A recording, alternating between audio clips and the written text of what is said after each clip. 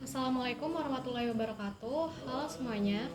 Perkenalkan, nama saya Putri Ramadanti dengan NIM 2201030022, kelas 2A, Program Studi Ilmu Komunikasi. Di sini saya akan mereview salah satu buku yang saya punya, yaitu Le Petit Prince atau dalam bahasa Indonesianya Pangeran Cilik, karya Antoniana de Saint-Exupéry. Sebelumnya sedikit cerita kenapa saya membeli buku ini, karena buku ini tuh telah direkomendasikan oleh banyak orang di internet. Banyak juga tokoh publik atau artis-artis yang membacanya, jadinya saya tertarik untuk membeli dan membaca buku ini. Buku ini juga menjadi salah satu karya paling suksesnya Saint-Exupéry yang terjual lebih dari 140 juta kopi di seluruh dunia dan menjadikan salah satu penjualan terbaik dalam sejarah. Nah, buku ini juga tuh udah diterimakan ke lebih dari 505 bahasa di seluruh dunia dan menjadi karya paling banyak diterjemahkan yang telah diterbitkan kedua setelah Alkitab. Nah, kalau dilihat dari covernya nih, buku ini tuh kan kayak buku anak-anak ya, apalagi isinya tuh banyak banget ilustrasi-ilustrasi yang lucu. Nah, ilustrasi ini juga dibuat sama pengarangnya. Tetapi dalam pengantar buku ini tuh penulis berharap bahwa buku ini tuh jangan dilihat layaknya buku anak-anak secara tekstual walaupun penampilannya seperti ini gitu. Nah, bagi penulis buku ini juga, buku ini tuh ditunjukkan untuk orang dewasa yang tidak ingin atau belum menjadi dewasa. Salah satu karakter di buku ini, yaitu si pangeran kecil ini, berusaha memberikan perspektif tentang kehidupan orang dewasa yang buat dia itu risih. Nah, menurut dia, orang dewasa itu terlalu fokus sama hal-hal yang spesifik dan detail, namun kehilangan kepolosannya dan kejeniusannya. Buku ini juga akan membawa makna-makna filosofis dan idealis, bagaimana dunia dan masyarakat dewasa itu bekerja.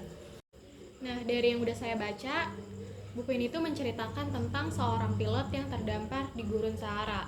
Nah, di situ dia itu ketemu sama si pangeran kecil itu. Nah, selama mereka terdampar di gurun Sahara itu, si pangeran kecil ini tuh banyak banget ceritain tentang pengalaman dia yang berkunjung ke planet-planet lain. Nah, usut punya usut juga si pangeran kecil ini tuh ternyata tinggal di planet kecil yang letaknya itu jauh banget dari bumi. Di planetnya itu si pangeran kecil ini merawat bunga mawar, gunung Merapi dan lain-lainnya yang ada di planet dia. Nah, ceritanya si pangeran kecil ini tuh dia tuh udah ngunjungin banyak banget planet yang isinya itu orang dewasa yang menurut dia itu aneh.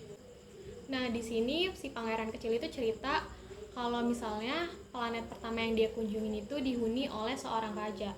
Cuman di planet ini tuh si raja itu hidup sendiri, gak ada satupun rakyatnya. Bahkan si pangeran kecil ini tuh ditawarin buat jadi perdana menteri di situ. Cuman dia bingung dong, dia mau memerintah siapa. Terus planet kedua, dia tuh ngunjungin planet yang isinya tuh orang-orang sombong, orang-orang yang selalu mau dipuji doang. Nah, di planet ketiga ini yang paling aneh. Di sini tuh dia ketemu sama seorang pemabuk yang hidupnya itu cuma buat mabuk-mabukan. Tapi anehnya alasan dia mabuk itu untuk menghilangkan rasa malu karena dia itu mabuk. Nah, selanjutnya ada planet keempat. Nah, planet keempat ini diisi sama seorang pengusaha. Kerjaannya itu cuma ngitungin bintang karena kata dia bintang itu miliknya. Selanjutnya di planet kelima, ini tuh dihuni sama seorang penyulut lentera. Kayak planet ini tuh adalah planet terkecil yang pernah dia kunjungin gitu. Isinya itu cuma ada satu lentera jalan sama orang yang buat nyulutnya. Nah, tugas dia itu cuma nyalain lentera ini sesuai aturan karena lentera itu tuh nunjukin tandanya malam dan pagi. Nah, di planet ke-6, planet ini tuh luas banget, yang luasnya itu 10 kali dibandingkan planet-planet yang udah dia kunjungin lainnya. Nah, isi planet itu adalah seorang bapak tua, sang ahli bumi. Jadi pekerjaan si bapak tua ini tuh cuma nyatetin setiap hal yang menyangkut dengan bumi. Nah, terakhir nih, planet yang dikunjungin adalah planet ketujuh. Planet ini tuh planet paling luas, planet yang isinya itu miliaran manusia, ribuan bunga mawar, dan lain-lain. Nah, ini tuh adalah planet bumi, tempat dia ketemu sama sang pilot. Nah, di buku ini tuh banyak banget pelajaran hidup yang bisa kita ambil. Kalau yang saya baca nih dari halaman 52, di sini saya mau bacain. Apa yang kau lakukan? Tanya pangeran cilik kepada pemabuk yang sedang duduk membungkam di hadapan sederetan botol kosong dan sederetan botol berisi. Aku minum. Mengapa engkau minum? Supaya lupa. Melupakan apa? Tanya pangeran cilik yang langsung iba. Melupakan aku merasa malu. Malu kenapa? Malu karena minum. Nah, di sini kan si pemabuk ini tuh bilang kalau dia itu malu sama diri dia sendiri yang suka mabuk-mabukan gitu, tetapi dia tetap minum minuman keras, tetap mabuk. Nah, menurut saya tuh di sini tuh sama aja sama kehidupan kita di dunia nyata. Dimana kalau misalnya kita tuh mau ngelupain suatu masalah, kita tuh sebenarnya harus nyelesain masalah tersebut kan, biar kita rela, biar kita ikhlas gitu. Cuman kadang tuh kita malah ngelakuin hal-hal yang sumber masalah tersebut berulang kali, makanya masalahnya nggak pernah kelar. Nah, selanjutnya di sini ada di halaman 87. Orang tidak akan mau mati bagi kalian. Bunga mawarku bagi orang sembarangan. Tentu mirip dengan kalian, tapi ia setangkai lebih penting dari kalian semua. Karena dialah yang kusirami, karena dialah yang kuletakkan di bawah sungkup, karena dialah yang kulindungi dengan penyekat, karena dialah yang kubunuh ulat-ulatnya. Karena dialah yang kudengarkan keluhnya, bualannya, atau bahkan kadang-kadang kebisuannya. Karena dialah mawarku. Nah, di sini si pangeran kecil ini tuh ngomong kayak gini karena dia itu udah ngelihat keadaan dimana bunga-bunga mawar di bumi itu lebih bagus. Dia ngerasa kalau misalnya bunga mawar di bumi ini lebih bagus ketimbang bunga mawar yang dia rawat di planetnya. Tapi di sini dia realize kalau misalnya bunga yang di planetnya itu lebih berharga karena dia yang siram, dia yang jaga, dia yang rawat gitu. Nah, di sini tuh menurut saya itu relate sama keadaan kita di kehidupan nyata. Kadang tuh kita ngerasa kalau misalnya yang kita punya itu enggak spesial gitu, karena orang lain udah punya itu. Kayak misalnya tas, kita punya tas, terus kita baru beli tas nih, kita suka sama tas itu, kita senang.